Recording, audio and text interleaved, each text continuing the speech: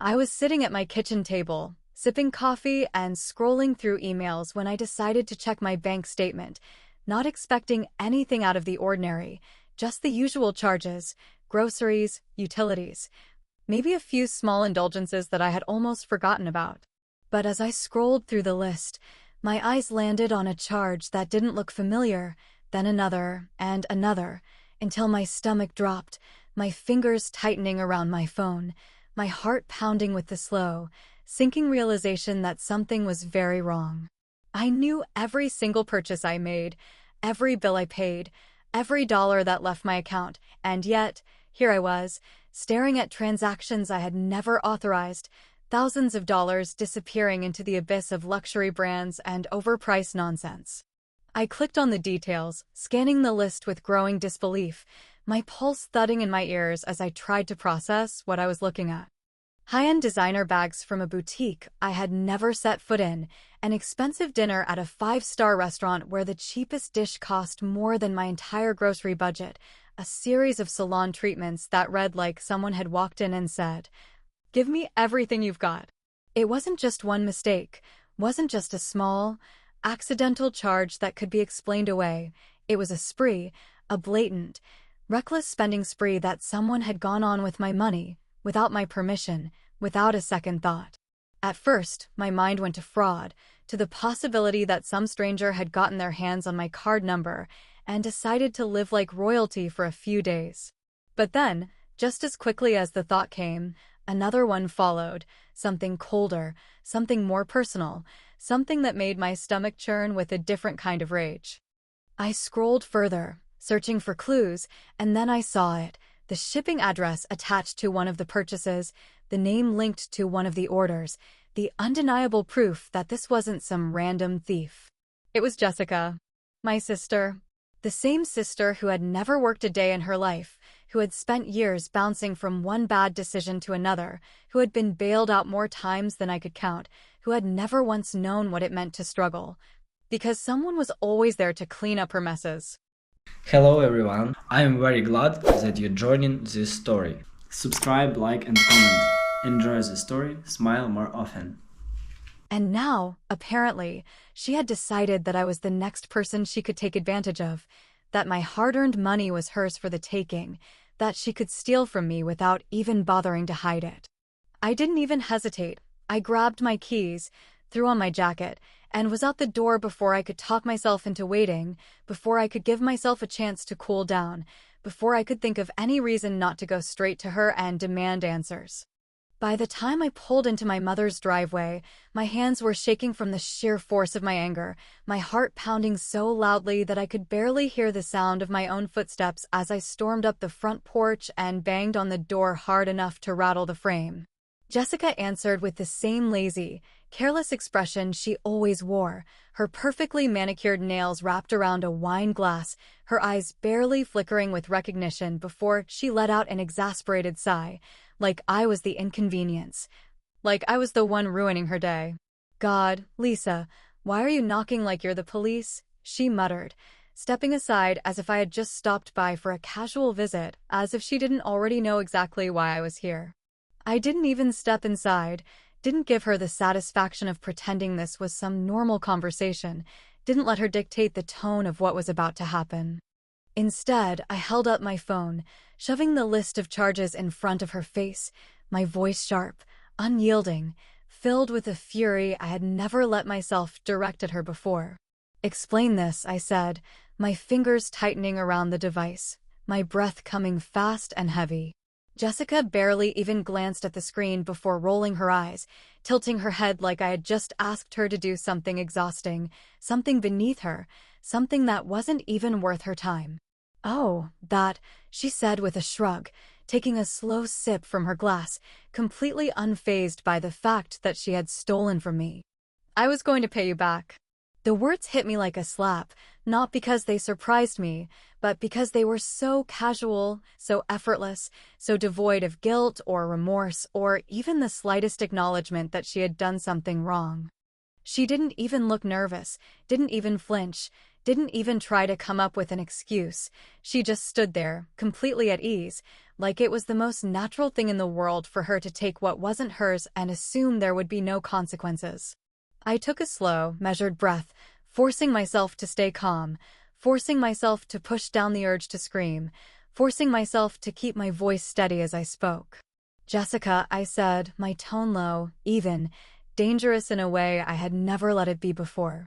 "That was my money. My credit card." "You had no right."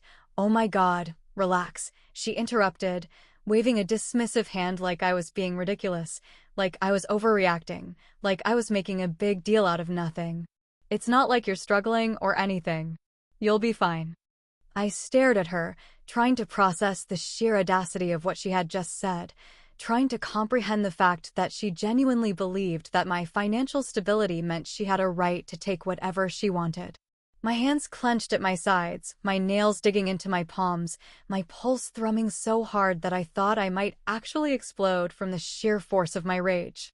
"You're going to pay me back," I said, my voice steady, final, leaving no room for argument. Jessica scoffed, shaking her head with an amused smirk, like I was some naive little girl who didn't understand how the world worked. "Yeah, sure, whatever," she muttered, brushing past me, already moving toward the couch, already dismissing me like I wasn't worth her time. I didn't move, didn't respond, didn't let her see just how deeply she had just sealed her own fate. "Has a family member ever used you like a personal ATM?" Because I was about to find out just how little I meant to them. I sat in my car for a long time after leaving Jessica's house, gripping the steering wheel so tightly that my knuckles turned white, my entire body vibrating with an anger I didn't know how to contain. I had gone there expecting a fight, had walked in ready to demand what was rightfully mine, had thought, stupidly, naively, that maybe, just maybe, she would feel even a shred of guilt when confronted with the reality of what she had done. But instead, I had been met with nothing but indifference, with an eye roll, with a casual shrug, with a complete and utter lack of accountability that had left me standing in stunned silence while she dismissed me like I was nothing more than an annoying inconvenience in her otherwise perfect day. And the worst part? She hadn't even been worried. Hadn't panicked, hadn't tried to come up with some elaborate excuse, hadn't even pretended to feel bad about stealing from me, because she knew she could get away with it, because she knew there would be no consequences, because she knew that no matter how angry I was, someone would step in and make sure she didn't have to suffer for her choices. That someone had always been Mom. I exhaled sharply, shoving my keys into the ignition and reversing out of the driveway, my mind already spinning, my next move already decided before I even had time to second-guess myself. If Jessica wouldn't take responsibility for what she had done, then Mom would have to step in. She had always defended her, had always cleaned up her messes, had always been the one to step between Jessica and the real world, shielding her from consequences while expecting me to handle my problems on my own. But this wasn't some childish mistake, wasn't a minor issue that could be brushed aside with a stern talk and a warning. This was theft, and no amount of favoritism was going to make me let it slide. Or at least, that's what I had thought. By the time I pulled into my mother's driveway, my pulse was thrumming with frustration, my hands shaking as I slammed the car door shut and marched up the front steps, determined to put an end to this before it spiraled any further out of control. I knocked harder than necessary, my breath coming fast, my chest tight with the weight of what I was about to say. But when the door finally swung open and I saw my mother standing there with a tired sigh, already exasperated before I even spoke, something inside me shifted. She wasn't surprised to see me. She wasn't concerned. She wasn't even curious about why I was here, because she already knew. And she didn't care. "Mom," I said, swallowing down the lump rising in my throat, trying to keep my voice steady, trying not to let her see just how much this was breaking something inside of me.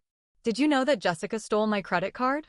She sighed, running a hand over her face, her expression unreadable, but there was no shock, no disbelief, no anger, just annoyance, like I had just asked her to do something exhausting. Like she couldn't be bothered to pretend that this conversation was even worth her time. "Oh, Lisa," she muttered, shaking her head like I was the one causing her stress, like this was my fault for making it a big deal. You're being dramatic. I blinked, my breath catching, my hands clenching into fists at my sides, trying to process the sheer audacity of what I had just heard. She stole from me, Mom. Thousands of dollars.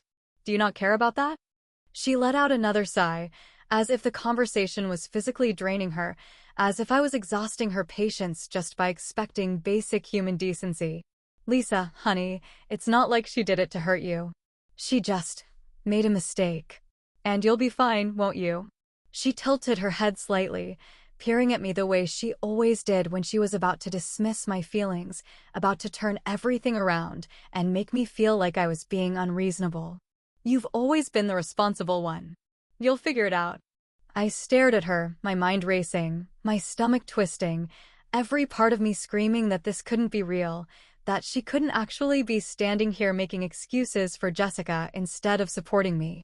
No, I said, shaking my head, my voice trembling, but not from fear, from rage. No, I'm done letting her get away with this. She's going to pay me back. And then, my mother laughed.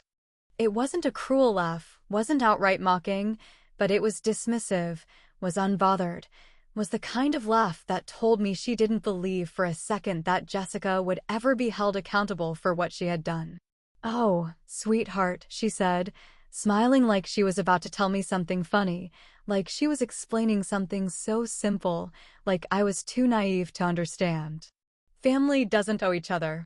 The words hit harder than I expected, stealing the breath from my lungs, wrapping around my ribs like a vice, pressing down on my chest until I could barely think.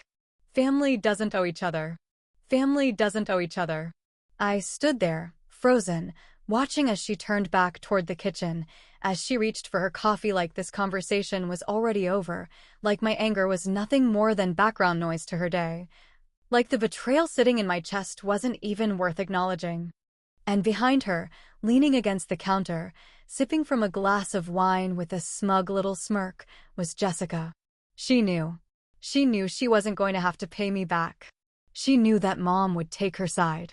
She knew that no matter what she did, no matter how badly she screwed up, no matter how much she took, someone would always be there to protect her, to justify her actions, to clean up her mess. And that's when it hit me, that's when I finally understood. If family doesn't owe each other, then that meant I didn't owe them anything either. Not my time, not my patience, not my money, and especially not my loyalty. That was the moment I decided. That was the moment I walked away. I didn't scream, didn't fight, didn't argue, didn't waste another second trying to convince them that what they had done was wrong, because I had finally realized the truth that had been staring me in the face for years. I had never been anything more than a resource to them, a convenient backup plan, a safety net they could pull out whenever things got too difficult, a bank account with a heartbeat. There was no reasoning with people who had already decided that I existed to serve them, no point in trying to hold them accountable when they had never once believed they were in the wrong. No justice to be found in fighting against a family that had already made it clear where I stood. So I did the only thing I could do. I walked away. Not loudly, not with some dramatic speech, not with any final, desperate attempt to make them see me as a person instead of a never-ending supply of money and patience. I didn't block their numbers, didn't announce that I was done, didn't give them the satisfaction of knowing just how much they had broken something inside of me. Instead, I just stopped. Stopped returning calls, stopped showing up to family gatherings, stopped offering help, stopped making them a priority in my life when it was clear that I had never been one in theirs. At first, they didn't even notice. Jessica was still floating through life without a care in the world, still spending money she didn't have, still hopping from one impulsive decision to the next, still acting like nothing could ever truly touch her, because why would she worry? Why would she ever stop and consider the possibility of consequences when there had never been any? She was untouchable, wrapped in the protective bubble of our mother's endless justifications, shielded from responsibility by years of carefully crafted excuses, too self-absorbed to see that the safety net beneath her was beginning to unravel. And my mother, well, she didn't even blink when I started to fade away, didn't question why I wasn't answering her calls, didn't wonder why I had stopped offering to cover bills when money got tight, didn't think twice about my absence at birthdays and holidays, because she had never expected me to leave. She had always assumed that, no matter what, I would still be there, still available, still willing to step in when they needed me. And I let them believe that. While they carried on as if nothing had changed, I poured my time and energy into building a life that belonged entirely to me, a life that wasn't dictated by their expectations, a life where my success wasn't something for them to leech off of whenever it became convenient. I worked longer hours, took promotions, invested my money wisely, built a savings account that no one else had access to, surrounded myself with people who actually cared about me for who I was, not for what I could do for them. And for the first time in my life, I felt free. Free from the weight of their expectations. Free from the burden of always having to be the responsible one. Free from the suffocating reality of being in a family that had never truly valued me. Months passed, then a year, then longer, and still, they didn't reach out, didn't ask questions, didn't wonder why I had suddenly become a ghost in their lives. And that should have hurt, should have left me with a lingering sense of loss, should have made me second-guess my decision. But all it did was confirm what I had already known deep in my bones.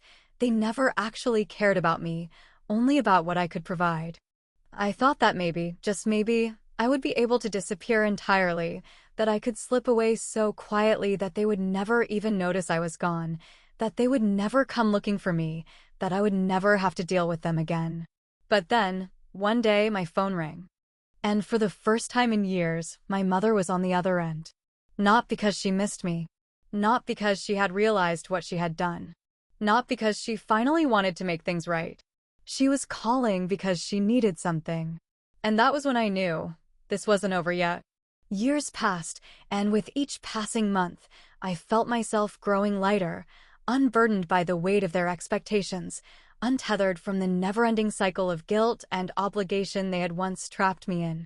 My life flourished in ways I never could have imagined, my career soaring, my finances stable, my world filled with people who actually valued me for who I was rather than what I could provide. There were no more frantic calls begging me to fix their problems, no more unexpected financial demands disguised as family loyalty, no more moments where I felt like nothing more than a walking bank account.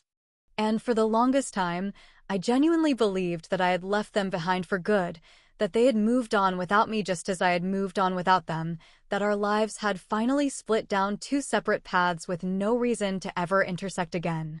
But then, whispers started reaching me, quiet murmurs passed through mutual acquaintances, small bits of information that painted a picture of something unraveling, something crumbling, something inevitable. Jessica was drowning in debt. Not just a little debt, not just the kind of financial irresponsibility that could be swept under the rug with another quick loan or a conveniently timed favor. No, this was real debt, the kind that followed you no matter how much you tried to ignore it, the kind that grew bigger and meaner with every missed payment, the kind that wrapped itself around your life like a noose, tightening with every reckless decision. I heard stories of maxed-out credit cards, of overdue bills, of creditors calling at all hours of the day, of Jessica desperately trying to keep up the illusion of her perfect little life while the walls around her caved in. And, of course, my mother had been right there beside her, funding the disaster, throwing money into a black hole, draining herself dry trying to save a daughter who had never once learned how to save herself. She had enabled Jessica for years, had shielded her from consequences, had convinced herself that one more payment would fix everything, that one more sacrifice would turn Jessica into the responsible adult she had never been. But instead, all she had done was feed the problem, pouring everything she had into keeping Jessica's fantasy life afloat, never stopping to realize that she was sinking right alongside her. It didn't take long before the cracks started to show. Their house, once well-maintained and comfortably lived in, had started to fall into disrepair, small problems turning into bigger ones, minor inconveniences turning into expensive nightmares that they couldn't afford to fix. The vacations that Jessica used to flaunt all over social media had disappeared, the designer shopping hauls had suddenly stopped, the endless stream of luxury and carelessness had come to an abrupt halt. And yet, even as I watched it all happen from a distance, even as I listened to the stories of how bad things had gotten, I knew they still weren't ready to admit defeat. Because they still thought I would save them. They still believed, somewhere deep in their entitled minds, that no matter how bad things got, I would always be there. They had convinced themselves that I had just needed time, that my silence had just been a phase, that eventually I would come back. They had never once considered the possibility that I was done for good, had never believed that I had truly meant it when I walked away, had never even entertained the idea that they had pushed me too far. So I waited.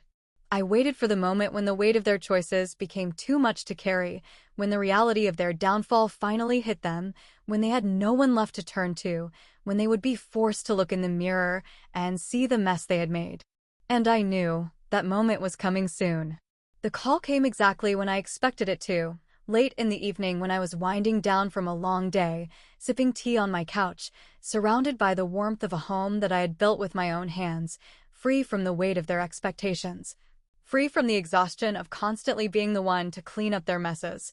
My phone lit up with an all-too-familiar number, my mother's name flashing across the screen, a name I hadn't seen in years, a name that used to fill me with obligation but now only made me feel a cold, detached sense of inevitability. I let it ring, watching the screen, waiting to see if she would leave a voicemail, waiting to see how desperate she was, waiting to see if, after all this time, she would at least pretend to care about me before revealing the real reason she was reaching out. But when the ringing stopped and immediately started again, a second call coming through just as the first had ended, I knew this wasn't about family, wasn't about reconnection, wasn't about anything other than what I could do for her.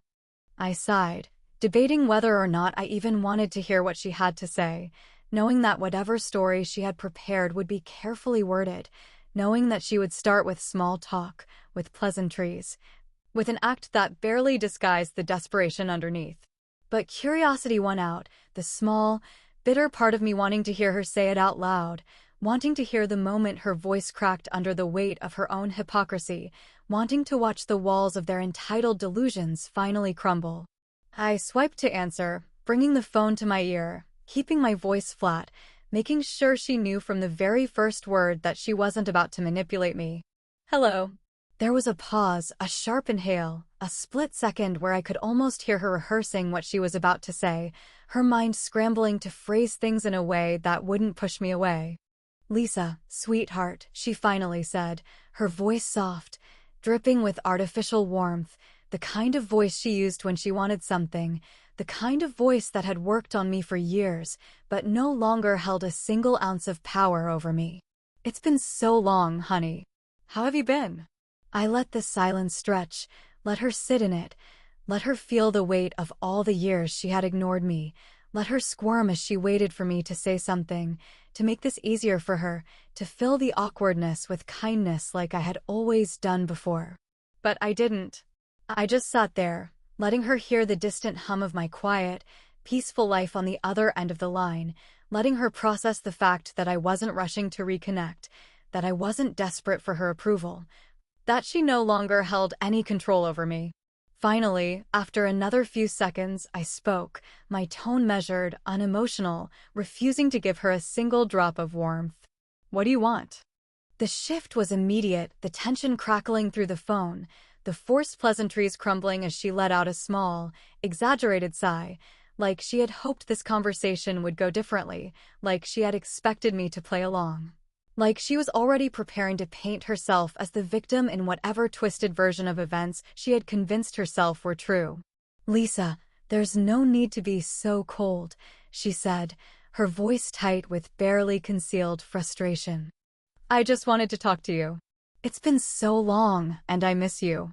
I didn't respond, just let the silence hang heavy between us again, waiting, because I knew she couldn't hold the act for long, knew she wasn't calling to tell me she missed me, knew that within the next few seconds, she would crack and get to the real reason she had finally decided to acknowledge my existence. And, right on cue, she did. Well, she continued, her voice shifting, her tone more carefully calculated, more businesslike, more preparing me for a favor disguised as a plea. Things have been a little difficult lately. I said nothing, letting her sit in the weight of her own words, waiting for her to say it out loud, waiting for her to finally admit that everything had fallen apart. She hesitated, then exhaled slowly, like she was gearing herself up to confess the unavoidable truth. Jessica is in trouble, Lisa, she finally admitted, and there it was, the reason, the purpose, the moment I had been waiting for. She's in a lot of debt. Creditors are calling, and not my problem, I said, cutting her off without hesitation, my voice calm, detached, final. She sucked in a sharp breath, caught off guard by how quickly I had shut her down, by how unaffected I sounded, by how little I cared about the mess she had created. Lisa, she said, her tone shifting to something sharper, something more desperate, something laced with panic. She's your sister. I know things between you two haven't been perfect, but family takes care of each other. You can't seriously expect me to believe that you're going to sit back and do nothing while we're struggling like this. I let her words hang in the air for a moment, let her hear her own hypocrisy, let her feel the full weight of what she had just said, because she had no idea what was coming next. And then, in the calmest, steadiest voice I had ever used, I said the words I had been waiting years to say. Family doesn't owe each other. The silence that followed was absolute, a thick, suffocating nothingness that stretched so long I wondered if she had stopped breathing, if the words had hit her like a physical blow, if the realization was finally beginning to sink in. For years, she had thrown that phrase at me, had used it as a shield, as an excuse, as a way to justify taking from me without ever giving anything in return. But now, for the first time, she was on the other side of it, forced to swallow the very words she had once used to dismiss me, forced to face the cold, undeniable truth that I no longer owed them a damn thing. When she finally spoke again, her voice was unsteady, filled with something I had never heard from her before, fear. Lisa, she whispered, barely able to get the words out, you don't mean that. I smiled, a slow, quiet, satisfied smile, because for the first time in my life, I did mean it. The silence stretched between us, thick and suffocating, the weight of my words settling over her like a storm cloud she had never seen coming, her breath shaky, her carefully rehearsed speech falling apart before she even had the chance to deliver it. I could almost hear the gears turning in her mind, scrambling for a way to spin this in her favor, to regain the upper hand, to twist the situation into something that made me the villain instead of the victim she had turned me into years ago. But for the first time in her life, she had nothing, no excuses, no deflections, no clever little manipulations to make me feel guilty for finally standing up for myself.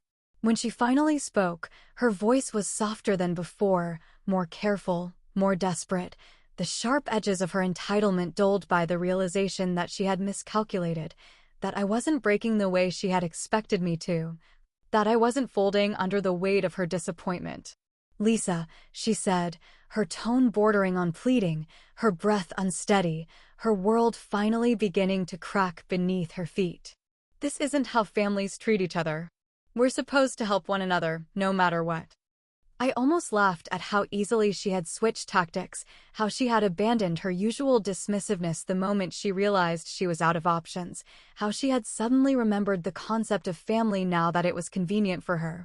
It was almost comical, the way she expected me to forget every single time she had ignored my struggles, every single time she had chosen Jessica over me, every single time she had made it clear that I was nothing more than a walking ATM in their lives. I took a slow breath, letting her words settle, letting the weight of this moment fully sink in, letting her sit in the reality of the situation she had created for herself. And then, in the calmest, most measured voice I could manage, I said the words that I had been waiting to say for years, the words that would finally seal the door shut between us forever.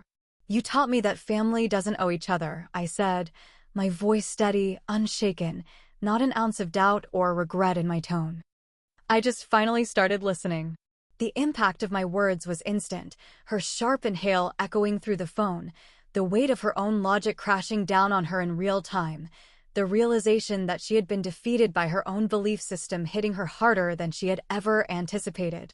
She had spent years justifying Jessica's actions, spent years making excuses for the way she had bled me dry, spent years convincing herself that I would always be there, that I would always come back, that I would always put family before myself. But now, for the first time in her life, she was seeing the consequences of the very lesson she had drilled into me. Her breath came in short, uneven bursts, the panic settling into her bones, the creeping realization that I wasn't playing her game anymore, that I had finally learned how to win by simply walking away. "Lisa, please," she whispered, her voice cracking in a way I had never heard before, the raw edges of fear starting to show, the certainty she had always carried slowly slipping through her fingers. "You don't understand how bad things are. We have nothing left." "Jessica, I don't care," I interrupted, cutting her off without hesitation, refusing to let her use Jessica's failures as a last-ditch effort to guilt me into fixing the mess they had created. "I don't care how bad things are for you. I don't care how much money you've lost. I don't care how deep Jessica is in debt. That is not my problem." The silence that followed was deafening, a thick, heavy void that felt like the final nail in the coffin of whatever fragile connection we had left, the last thread snapping, the last bridge burning, the last piece of the illusion of family finally crumbling into dust.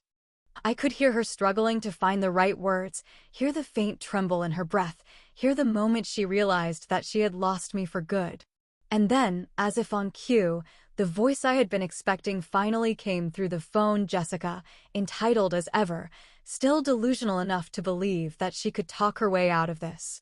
"Wow, Lisa," she scoffed, her voice dripping with mock amusement, trying to mask her fear with arrogance, still trying to pretend she had any control left in this situation. "I knew you were bitter, but this is honestly pathetic. You're going to let your own sister suffer just because you're still holding a grudge? Seriously? Get over it." I let out a slow breath, tilting my head slightly, considering her words, considering the absolute audacity it took for her to sit there and mock me while asking for my money, considering how truly incapable she was of taking responsibility for her actions. And then, just like that, I felt nothing. No anger. No resentment. No lingering sadness. Just complete and utter indifference. I smiled, small and knowing, and when I spoke, my voice was softer than before, almost gentle, almost amused, because I had one.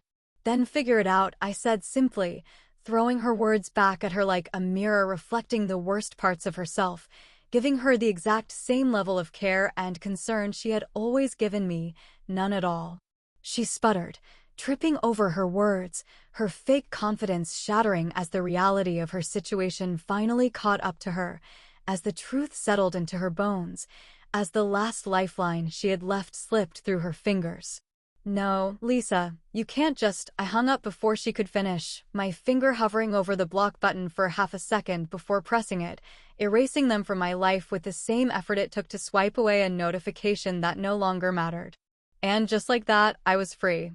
Somewhere, in a house filled with overdue bills and broken dreams, my mother and Jessica were probably sitting in stunned silence, staring at each other, realizing that for the first time in their lives, I wasn't coming back. And for the first time in mine, I didn't regret a single thing.